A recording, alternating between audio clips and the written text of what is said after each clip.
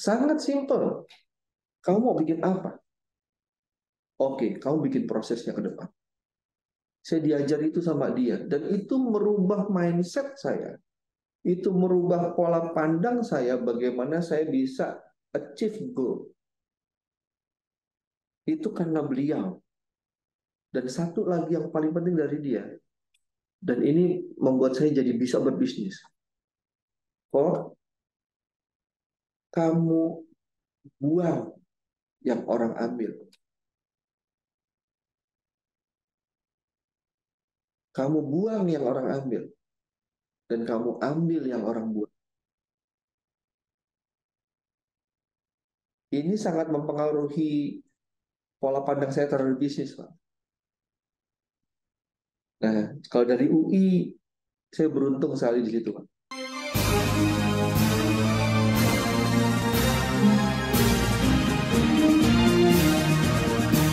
Universitas Indonesia, universitas kami, ibu kota negara, pusat ilmu budaya bangsa, kami mahasiswa, pengabdi. Nama saya Bambang Sadono di kanal Inspirasi untuk Bangsa. Ini juga pertama kali lulus IPB sebenarnya sebelum ada perasaan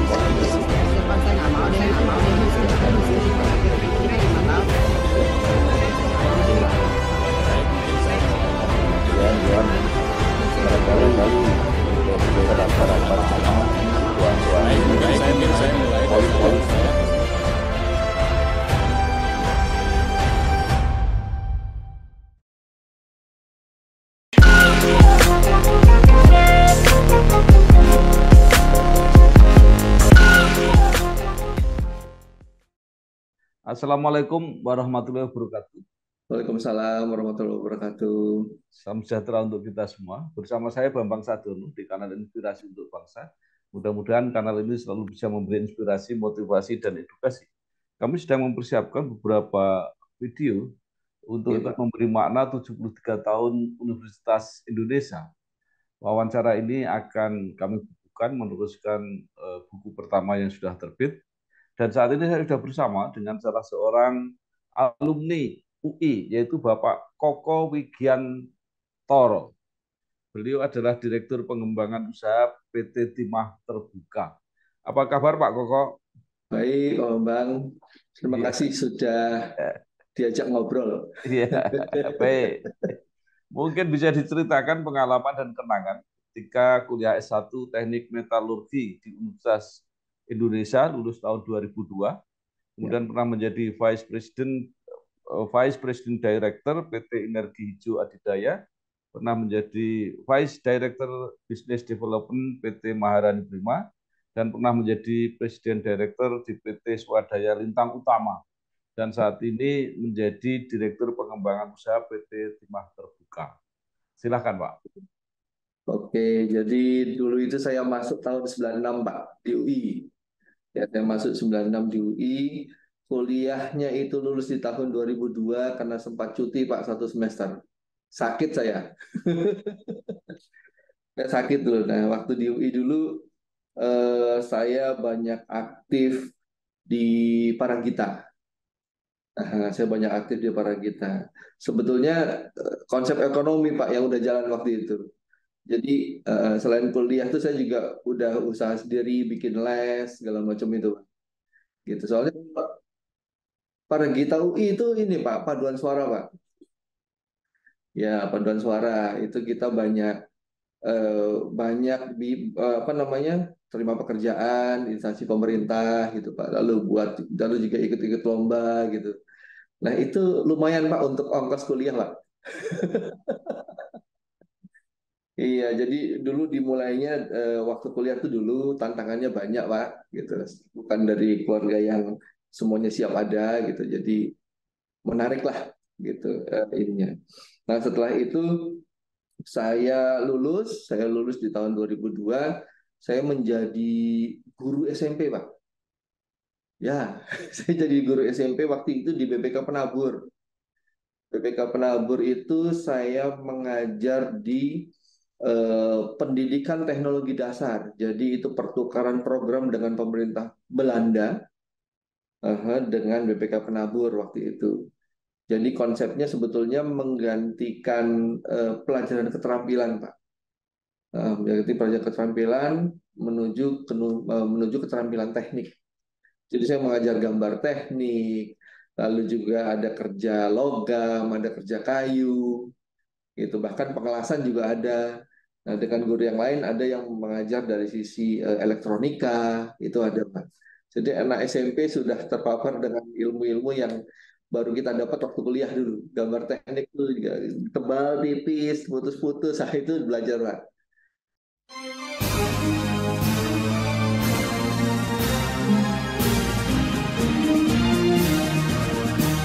Universitas Indonesia, universitas kami, ibu kota negara, pusat ilmu budaya bangsa, kami mahasiswa, pengabdi. Itu sebenarnya cuma program sementara, ya Pak. Perantara, pasti bukan itu cita-citanya, Pak ya. Ya, itu jadi pada waktu itu tuh memang karena biasa mengajar, Pak. Karena biasa mengajar, berinteraksi, menghadapi karakter setiap orang berbeda-beda gitu ya. Saya waktu itu masih melihat, oh ya menyenangkan gitu. Dan juga kan udah bisnis juga, Pak, dari sisi pendidikan waktu itu. Nah, dari sisi itu belajar bisnis, lalu mempekerjakan orang gitu, Pak. Jadi sudah ada di situ. Nah, dari situ saya jadi punya koneksi. Biasanya kan waktu kita berinteraksi dengan anak, pasti berinteraksi dengan orang tua.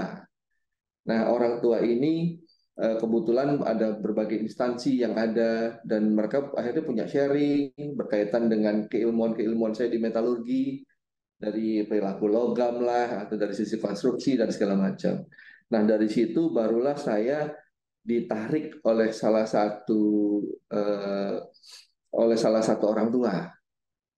Jadi waktu itu wawancaranya berarti 3 tahun, Pak. Wawancaranya 3 tahun, dia pulang sore gitu, pulang sore saya ngelesin anaknya sore. Di situ kita ngobrol. Jadi dia menggali ilmu keteknikan saya. Kebetulan waktu itu beliau itu Pak Wahidi Agus itu di PLN, Pak. Di PLN, lalu saya digali sama dia gitu. Nah, secara tidak sadar ya saya sebetulnya diwawancara. Nah, pada waktu dia memegang satu proyek, tiba-tiba dia menawarkan, Mas, kamu ikut saya. Gitu. Loh, Pak, saya nggak punya pengalaman, Pak. Saya bilang gitu. Saya nggak punya pengalaman di proyek. Enggak, saya tahu kemampuan kamu. Dia cuma bilang gitu. Saya tahu kemampuan kamu. Gitu. Terus akhirnya masuklah saya di proyek di Cilegon waktu itu, Pak. Jadi di lapangan saya membuat pembangkit listrik combined cycle power plant 740 megawatt.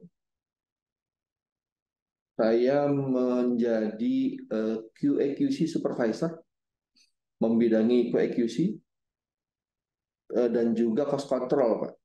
Cost control project. Itu dimulainya waktu itu di situ.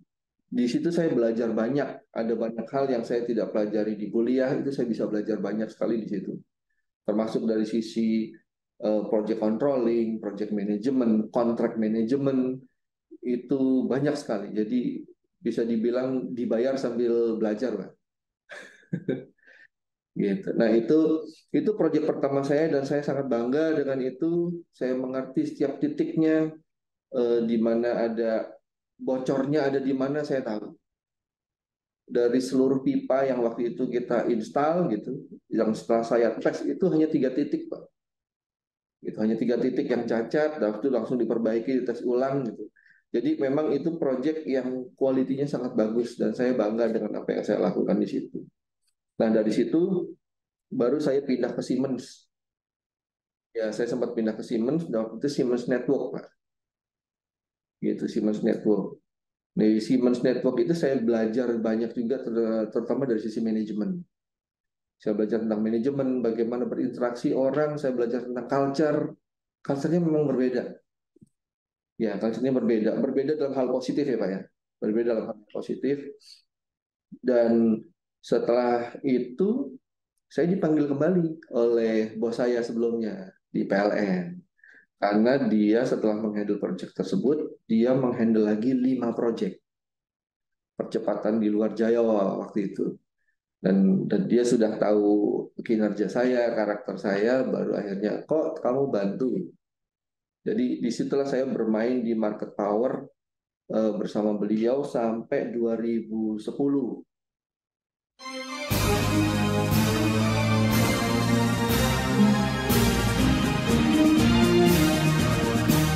Universitas Indonesia, universitas kami, ibu kota negara, pusat ilmu budaya bangsa, kami mahasiswa pengabdi. Ya, saya 2010, setelah itu baru saya lari ke swasta. Itu, sebagai project manager. Di situ saya mulai berani untuk mengambil tanggung jawab yang lebih. Itu waktu itu karena berbagai pengalaman yang udah dari lapangan maupun dari sisi manajemen, saya berani tampil tanggung jawab lebih untuk sebagai project manager di swasta untuk membangun pembangkit, Pak. Nah, setelah itu ya, saya membangun pembangkit. Lalu setelah itu saya mengambil tanggung jawab yang lebih lagi. Saya lari ke project BP Tangguh. Ya, itu yang standar safety-nya kan tinggi, Pak ya. Standar safety-nya sangat tinggi. Migas, Pak. Nah, di situ saya masuk di PT Sinesco itu sebagai project management sekaligus sebagai changing management. Jadi saya melakukan perubahan project management system yang sudah ada sebelumnya untuk menjadi lebih baik dan berpartner bersama dengan teman-teman dari Total System. Total System itu dia perusahaan yang membantu perusahaan-perusahaan untuk melakukan perubahan dalam sistemnya menjadi sistem tata kelola yang lebih baik. Gitu. Jadi saya bidangnya untuk sisi project manajemennya dan juga project, mereka di bidang tata kelola perusahaan. Gitu. Jadi di BP Tangguh itu saya ada di situ di project BP Tangguh dan saya juga belajar banyak. Oh, ternyata oil and gas itu polanya seperti ini, kesulitannya ada di sini, tujuan dan maksudnya begini gitu. Jadi bisa melihat paradigma yang lebih berbeda lagi. Nah, setelah saya di situ saya juga pada waktu itu kan proyeknya agak terhambat gitu Pak ya. Nah, disepakati oleh kita semua juga termasuk kebetulan waktu itu menkonnya kita itu Wika, jadi kita ada di bawah Wika. Akhirnya saya membantu Wika juga untuk membuat satu pola klaim. Jadi saya menjadi advisor juga gitu untuk Wika waktu itu untuk klaim, tapi cuma hanya sebulan karena mereka harus dengan badan. Kalau saya kan dengan pribadi Pak. Nah, akhirnya saya juga bantu Adikarya juga sama saya bantu mereka gitu untuk menjadi tim klaimnya mereka gitu Pak. Waktu itu kebetulan untuk project yang kepada PLN. Gitu. Jadi saya jadi claim advisor untuk mereka termasuk membuat solusinya dengan basisnya financial analysis. Jadi tata kelola bisnisnya coba kalau digeser bisnisnya jadi seperti ini, bagaimana dibuat analisa finansialnya dengan metode CAPM. Itu dibuat semuanya dan kita offer gitu, tapi ternyata PLN nggak cukup berani gitu untuk lari ke pola yang itu gitu karena akan ada banyak klarifikasi dari sisi regulasi Pak gitu. Nah, dari situ baru saya masuk ke Black and Fitch. Black and Fitch itu dia EPC company dan juga consultant company. Umurnya itu sudah 100 tahunan Pak. Mulai sudah 100 tahunan, mereka aktif di Indonesia sejak tahun 78. Gitu, dan saya sebagai business development di sana, membawahi seluruh Indonesia. Nah, di situ saya belajar lagi. Saya mengalami satu culture yang berbeda. Saya melihat satu culture dengan pola yang lebih unik lah dari Indonesia. Tetapi memang baik. Di situ saya belajar bagaimana punya kolaboratif yang tinggi. Saya di situ juga belajar bagaimana bisa eh, apa namanya, melihat bisnis dari sudut pandang yang berbeda. Dan yang paling penting saya di sana belajar itu tentang ethic and compliance. Oh, bayangkan saya terlibat dengan project dan segala macam. Etik dan compliance saya pasti agak blur. Gitu. Ada beberapa hal yang abu-abu. Tetapi di situ saya belajar bagaimana untuk kita tetap berwarna. Saya adalah putih, warna saya adalah putih. Gitu. Saya tidak akan melakukan hitam, saya tidak akan melakukan merah, saya tidak akan melakukan hijau. Dan kita harus berani untuk bilang itu. Nah, itu titik saya di mana belajar menjadi satu pribadi yang firm untuk melakukan hal yang etik. Selama 5 tahun itu tempat terlama saya bekerja di situ. Saya 5 tahun di Black and Fitch.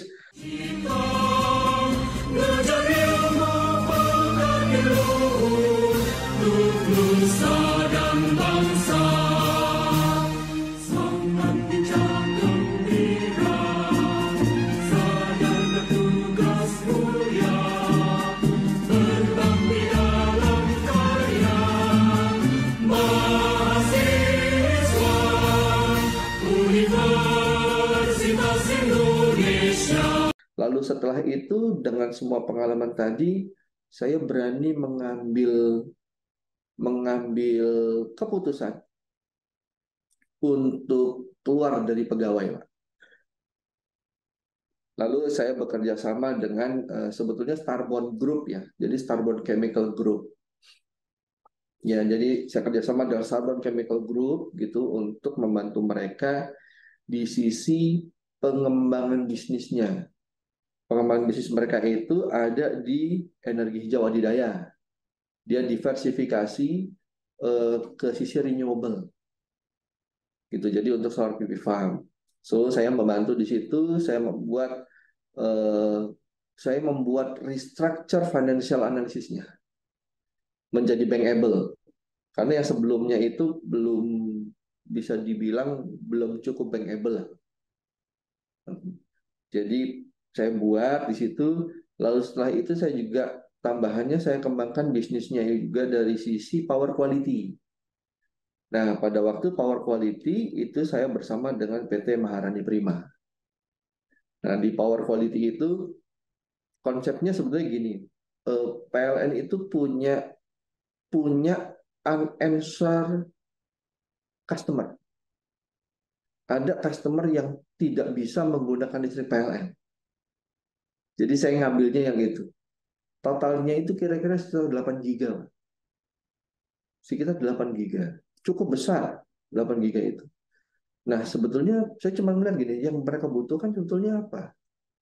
Yang mereka butuhkan itu adalah kepastian listrik yang stabil. Jadi ada kata stabilnya, ada kepastiannya. Nah, ini yang saya cari. Ini yang saya kasih. Ini yang saya jual. Saya mainkan power quality. Saya membuat satu sistem yang memodifikasi listrik PLN yang tadinya naik turun dengan fluktuasi frekuensi, dengan voltage yang juga naik turun, itu saya tata kelola ke dalam satu sistem saya, sehingga masuk ke dalam sisi customer itu listrik yang stabil. Nah, itu bisnisnya waktu itu. Kita mau coba jalan dan akhirnya kita membentuk satu company namanya di Swadaya Lintang Utama. Jadi itu adalah JO company antara Starbond Group dengan Maharani Prima. Sekaligus saya juga menjalankan fungsi untuk Vice Director Business Development di Maharani Prima. Nah, pada waktu di masa itu, jadi memang ada bisnis yang saya bentuk bersama, dan juga ada pengembangan bisnis yang saya lakukan untuk mereka semua. Jadi skopnya jadi lebih besar nih, Pak. Skopnya jadi lebih besar. Di situ saya bergerak ya bersama mereka itu bukan hanya power quality, tetapi juga chemical business. Jadi ada chemical business di situ, ada juga geothermal business di situ, Pak. Jadi Maharani Prima itu juga bergerak di geothermal, di renewable, di EPC ya, mereka terutama di sisi EPC. Kalau di sisi oil and gas juga sama, mereka juga bergerak di oil and gas, punya punya experience yang baik gitu di oil and gas, selain juga di PLN. Dan setelah itu juga kita masuk ke sisi waste management.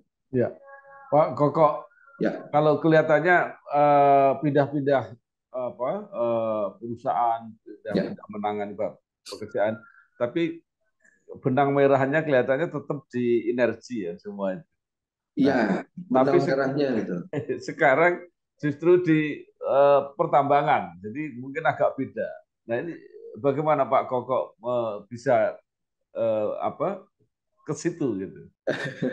Saya melihatnya gini, Pak. Eh, Sama seperti bisnis lain. Pertambangan pun itu bukan hanya tambang, Pak. Tambang itu bukan hanya tambang. Kebetulan basicnya saya sudah punya waktu kuliah.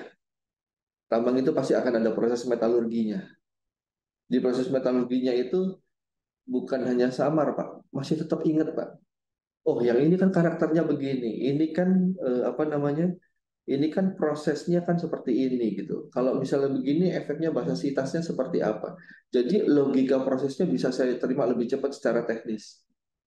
Ya, yang menjadi value tambahan yang ada di pertambangan adalah pola bisnis. Biasanya di pertambangan pola bisnisnya itu eh, eh,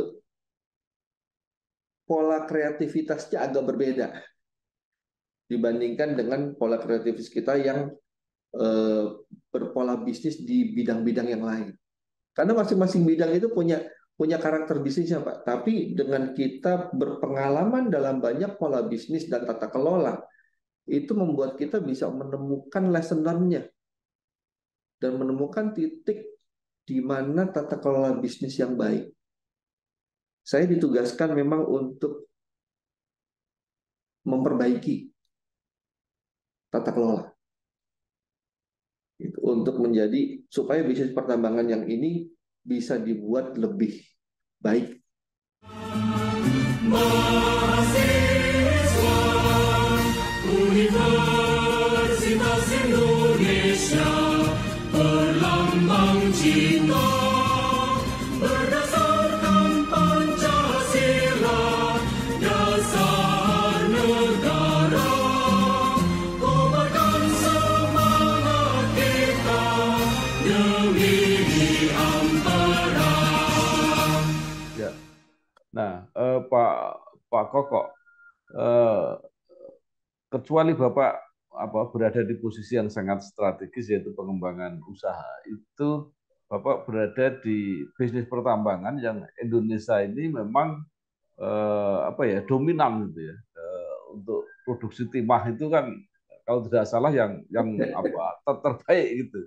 Nah, kira-kira bisa nggak digambarkan apa yang akan dicapai dan saat ini posisi PT Timah itu seperti apa dalam menangani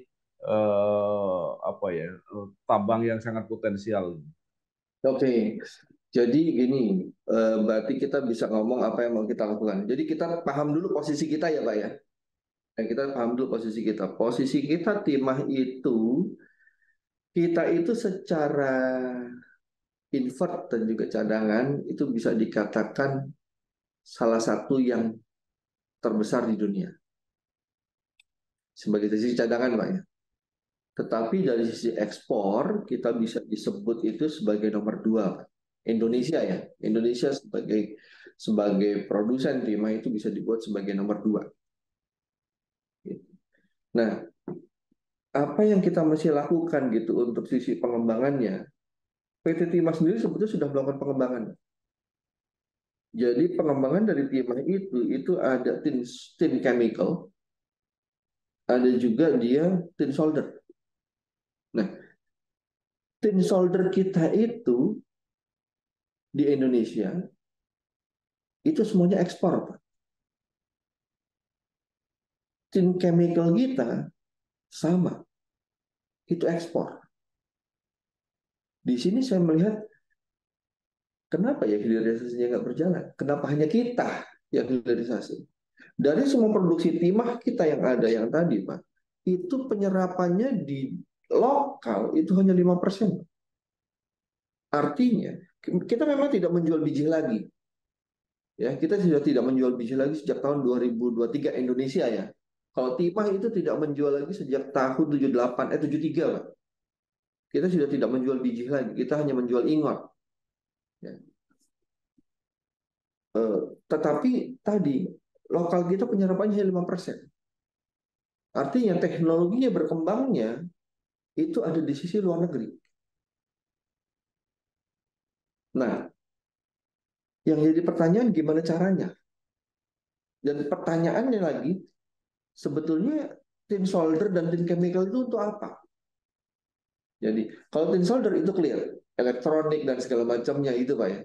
Dan sifat karakternya dari timah ini memang unik. Dia itu sebetulnya lem, Pak. Dia lem, tapi bidangnya adalah elektronika. Kecil, tetapi ada di mana-mana.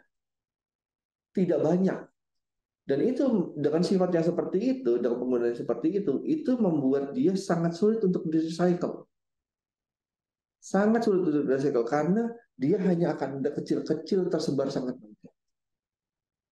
Terus tin chemical itu dia adalah stabilizer. Stabilizer di plastik, Pak. Jadi kalau kita ngelihat plastik bisa dipasangin warna biru, merah, jadi gambar segala macam, itu karena pakai stabilizer. Stabilizernya ada tin chemical. Nah, di kita sendiri artinya para pelaku elektronik itu tidak banyak penggunanya di Indonesia. Dan para pelaku printing plastik itu tidak banyak di Indonesia. Tapi apa benar tidak banyak? Tidak. Ternyata lebih banyak kok dari 5%. Terus kenapa nggak pakai solder kita? Kenapa tidak pakai tin chemical kita?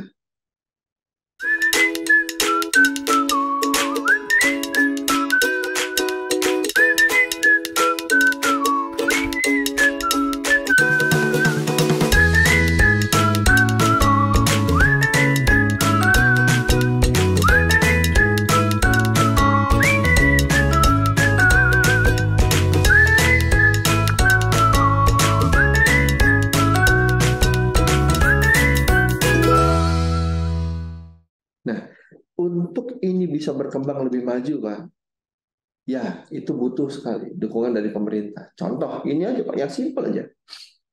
Jika sampai ada regulasi yang menyatakan bahwa seluruh barang elektronik yang ada, yang masuk ke Indonesia, itu harus menggunakan timah solder dari Indonesia. Ceritanya beda, Pak. Penduduk kita 275 juta, Pak. Setiap orang kemungkinan pakai HP itu sekitar 80-90%. Bapak bisa bayangkan bagaimana peningkatan hilirisasi kita nanti bisa dilakukan? Nah, ini salah satu cara untuk kita meningkatkan hilirisasi dari sisi lokal. Akan sangat diperlukan Pak dukungan yang seperti itu. Kita sendiri pun juga ngalamin tantangan dari timah sendiri, dari sisi produksi kita ngalamin tantangan. Bapak sendiri, banyak orang juga sudah bisa menemukan di media adanya tambang ilegal. Jadi mereka menambang di IUP-nya timah. Gitu. Dan kita mengalami kesulitan walaupun kita sudah bekerja sama dengan aparat gitu, dengan semua aparat, baik dari kepolisian, dari ABRI, dari TNI gitu, dengan kejaksaan pun juga gitu, tapi kita tetap mengalami kesulitan tadi. Nah, ini kita juga butuh dukungan dari pemerintah. Untuk dukungan itu mengingat sifatnya timah. Jadi timah ini Pak tidak bisa digantikan saat ini. Lem elektronik ini Pak belum ada penggantinya Pak. Hanya satu penggantinya Pak, emas. Belum ada pengganti timah. Jadi sebetulnya kita ini punya responsibility secara dunia Pak. Kita punya tanggung jawab mendunia untuk menjaga reserve-nya, untuk menjaga over eksploitasinya. Yang terjadi hari ini banyak dilakukan over eksploitasi dan efeknya harga menjadi menurun. Sekarang tuh hari ini tuh sekitar $24.000 per kemarin. Per ton. Dengan fakta bahwa Indonesia itu mempunyai cadangan terbesar. Jadi kalau produk nomor 2 di dunia, apakah tidak punya posisi sebagai market leader gitu sehingga agak leluasa misalnya untuk menentukan harga dan sebagainya. Indonesia punya potensi, Pak. Indonesia punya potensi untuk menjadi market leader. Hari ini pun sebetulnya kita itu sudah market leader. Jadi satu-satunya produk di dunia yang memiliki insentif penjualan tertinggi itu adalah timah merek Bangka. Kita itu brandnya sangat dikenal Pak, dan sangat dipercaya. Orang berani bayar lebih. Kalau ada timah merek Bangka, mereka berani bayar lebih dibandingkan dengan brand yang lain. Jadi secara quality kita terpercaya. Nah, dari sisi itu kita sudah leader. Yang menjadi kendala kita tidak bisa menjadi leader lebih jauh adalah kita memiliki kontrol yang kurang terhadap perolehan biji.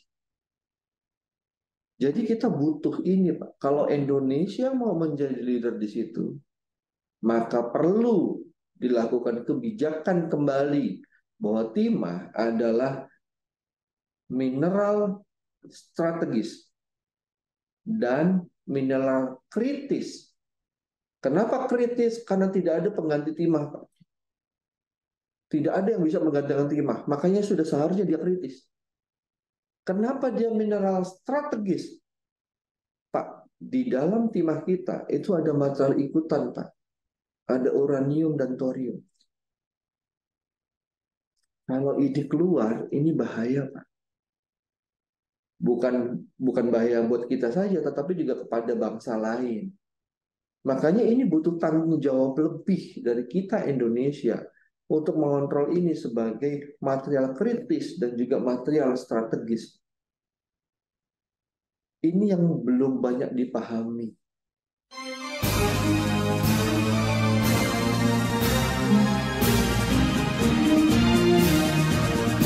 Universitas Indonesia,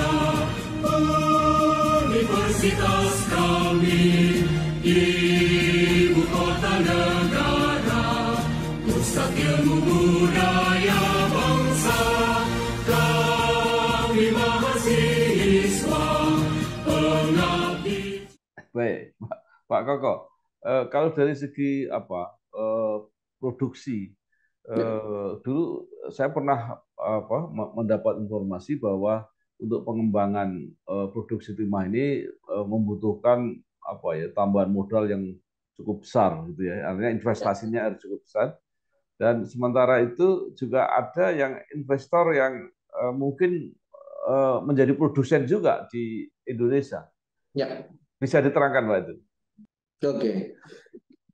Untuk modalnya sendiri itu memang besar, tergantung dengan kapasitas. Satu itu, Pak, ya. Tergantung dengan kapasitas dan fleksibilitas. Gitu. Kalau kita ngomong tentang smelting, banyak kok orang-orang timah menggunakan smelting yang biasa. Contoh misalnya pakai electric arc furnace, nah itu smelter yang umum, Pak. Jadi dia hanya menggunakan listrik gitu ya, lalu modifikasinya simple. Tetapi dia punya keterbatasan dari konsentrat yang masuk. Dia harus konsentrasinya sangat tinggi.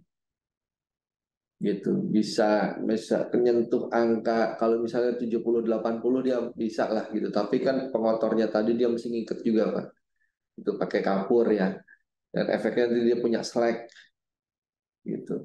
Nah, kalau kita itu punya dua, Pak. Dulu teknologi kita pakai reverb. Ya, kita pakai reverb. Itu reverb pun juga inputnya itu fleksibilitasnya sampai 70%. Jadi butuh input dengan konsentrasi timah di angka 70%. Gitu. Setelah itu kita punya slag 2. Setelah itu kita punya kita slag tadi bisa kita bisa regenerate lagi, nanti ketemu lagi slag satu, kita punya slag satu, itu kita regenerate lagi, nah keluaran itu slag 2. Nah slag 2-nya ini sudah lebih rendah lagi kadar timah di dalamnya. Itu yang reverb. Nah, kemarin itu tahun 2023 ini sudah mulai beroperasi TSL Osmelt. Jadi kita punya teknologi tambahannya lagi yang up to date, yang hari ini yang saat ini baru beroperasi, itu dengan kapasitas 40.000 ton, Pak. Mampu mengolah 40.000 ton. Nah, dia punya fleksibilitasnya lebih, Pak. Dia mampu mengolah timah konsentrat dengan kadar 40%. Gitu. Jadi kalau pelaku bisnis yang ada, ya betul Pak, pelaku bisnis ini memang ada. Masing-masing melakukan investasinya masing-masing memang besar, tapi pilihannya tadi Pak. Nah, Timah sendiri sudah melakukan pilihan yang paling fleksibel dan yang paling baik.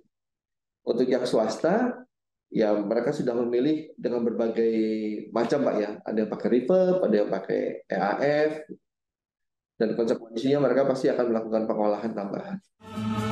Mahasiswa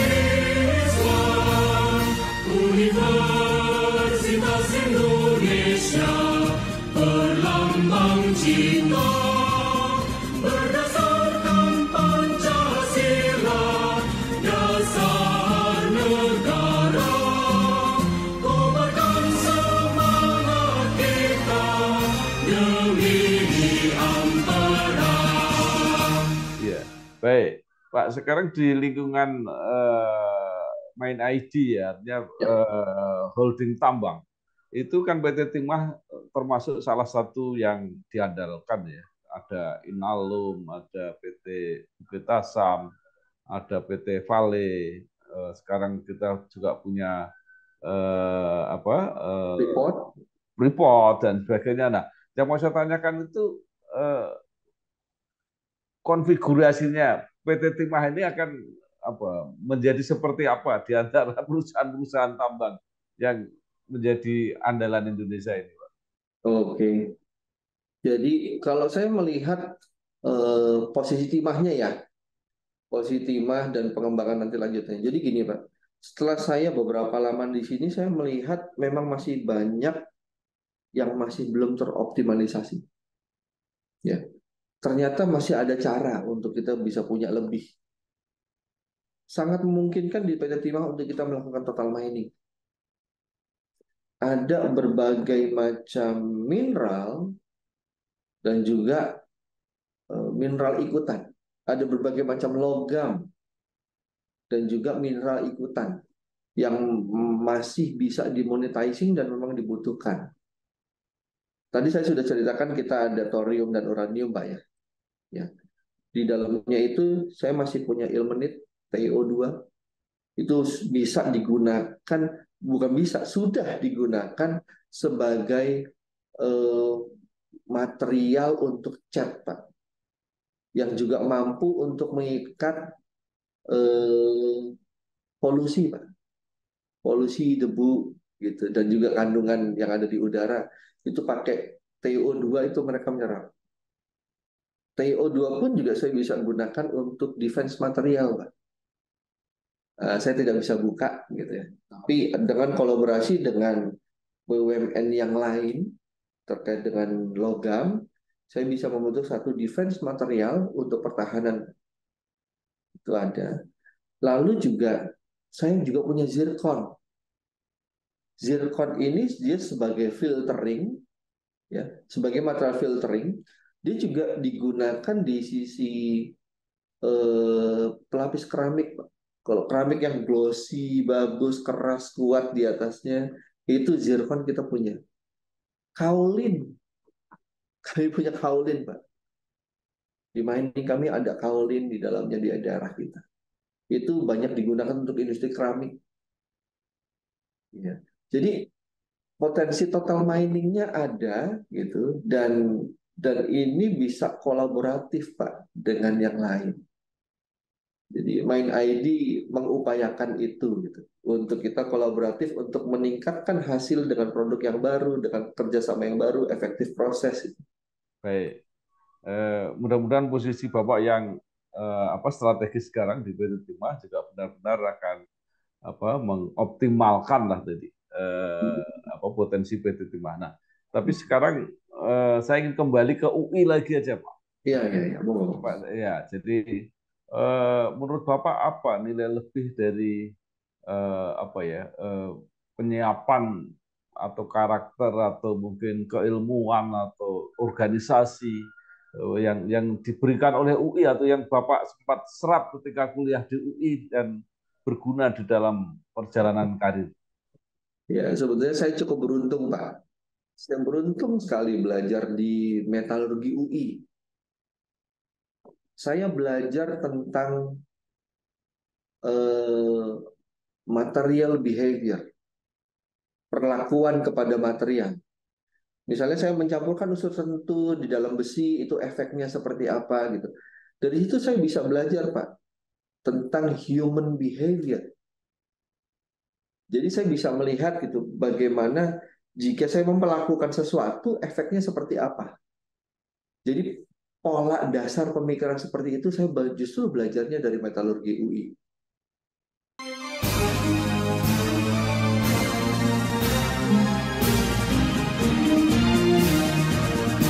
Universitas Indonesia, universitas kami, ibu kota negara, pusat ilmu budaya bangsa, kami mahasiswa pengabdi. Nah, selain itu saya juga beruntung sekali. Saya dapat mindset yang bagus sekali dari pembimbing saya, ya, Prof. Joni, Profesor Joni Wahyuadi.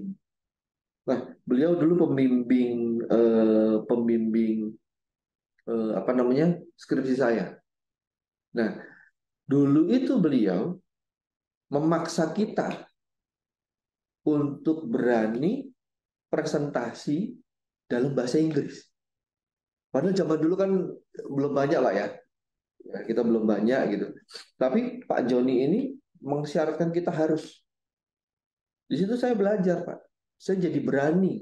Karena kalau saya menghadapi proyek, saya bisa berantem, Pak, pakai bahasa Inggris. Waktu saya ngelesin, waktu itu ada salah satu ex konsulat Indonesia di Amerika pindah ke sini, anaknya kan pasti kesulitan kan cari guru les. Saya masih ngajar dia 2 bahasa. Saya jadi berani, gitu. Nah, berani. Saya merasa beruntung karena saya didorong oleh profesor saya untuk berani pakai bahasa Inggris. Akhirnya waktu seminar saya pakai bahasa Inggris. Nah, saya polos-polos aja, Pak. Saya pikir nanti pada waktu sidang skripsinya pakai bahasa Inggris juga. Padahal enggak. Saya udah terlanjur bikin pakai bahasa Inggris. Akhirnya ya sudahlah gitu. Nah, itu dimulainya bagaimana saya bisa bergerak lebih berani, keluar berinteraksi dengan orang karena saya dipaksa untuk menembus limit yang saya punya secara tidak sadar oleh profesor saya di UI. Dia pun juga mengajarkan saya tentang result process oriented. Waktu saya bikin skripsi sama dia, kalau kita dulu diajarkan bab 1, bab 2, bab 3, bab 4, bab 5 gitu Pak ya. Dia ngajarin gini, kok langsung ke bab 5, kamu mau bikin apa? Sangat simpel. Kamu mau bikin apa? Oke, kamu bikin prosesnya ke depan. Saya diajar itu sama dia. Dan itu merubah mindset saya.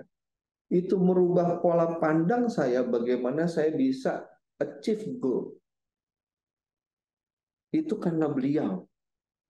Dan satu lagi yang paling penting dari dia.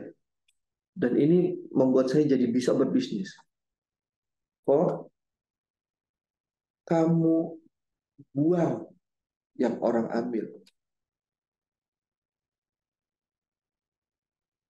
Kamu buang yang orang ambil.